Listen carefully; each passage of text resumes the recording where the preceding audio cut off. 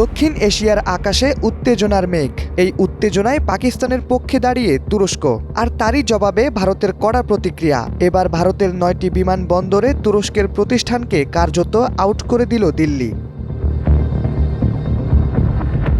সম্প্রতি ভারতীয় নিরাপত্তা সংস্থা এক আদেশে জানায়, তুর্কি গ্রাউন্ড হ্যান্ডেলিং এজেন্সি সেলেবি এভিয়েশনের লাইসেন্স বাতিল করা হয়েছে। 15 মে জারি করা এই নির্দেশনায় বলা হয়, জাতীয় নিরাপত্তার স্বার্থে এই পদক্ষেপ নেওয়া হয়েছে।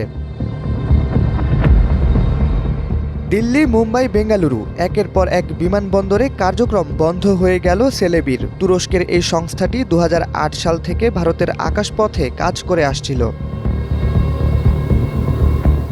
কিন্তু শুধু ব্যবসায়িক নয়, এই সিদ্ধান্তের পেছনে লুকিয়ে থাকতে পারে এক ভয়াবহ বার্তা। পাক ভারত যুদ্ধবিরতির ঘোষণা এসেছে, আর এই সময় তুরস্কের সরাসরি পাকিস্তান প্রীতি দেখে ক্ষিপ্ত ভারত। তুরস্ক বলছে পাকিস্তান তার ভাইয়ের দেশ।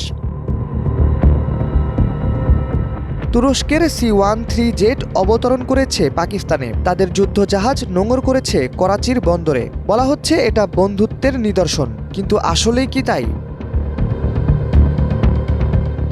ভারত বলছে পাকিস্তান তুর্কি ড্রোন দিয়ে হামলা চালাচ্ছে, আর পাকিস্তান বলছে ভারত ইসরায়েলি ড্রোন পাঠিয়েছে। এ যেন এক আধুনিক প্রযুক্তির ছায়াযুদ্ধ। তুরস্কের সঙ্গে ভারতের সম্পর্ক বরাবরই শীতল। নরেন্দ্র মোদী এখন পর্যন্ত কখনো তুরস্ক সফর করেননি। এদিকে তুরস্ক প্রকাশ্যে পাকিস্তানের পাশে দাঁড়িয়ে একের পর এক বার্তা দিচ্ছে।